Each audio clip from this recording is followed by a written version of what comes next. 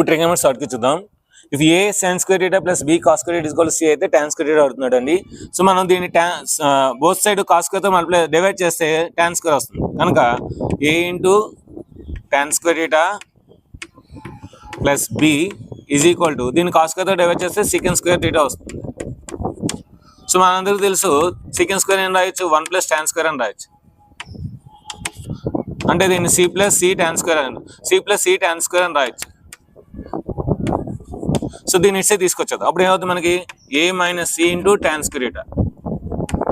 So options లో కిందన a minus c ఎక్కడ ఉంది చూడండి. కిందన a minus c రెండు చోట్ల ఉంది. అంటే ఇది రాంగ్, ఇది రాంగ్. ఓకేనా? సో ఇప్పుడు మనకి ఏంటి ఇక్కడ c మిగిలింది. అంటే ఈ ప్లస్ b అటు వెళ్తే మైనస్ b అవుతుంది. c minus b ఎక్కడ ఉంది? ఈ రెండిట్లో ఇక్కడ b మైనస్ ఉంది, ఇక్కడ c మైనస్ b ఉంది. కనుక c minus b by a minus c is the right answer. ఇలాంటి చిన్న చిన్న లాజిక్స్ కోసం షార్ట్ కట్స్ కోసం మన ఛానల్ని సబ్స్క్రైబ్ చేయండి, లైక్ చేయండి, షేర్ చేయండి.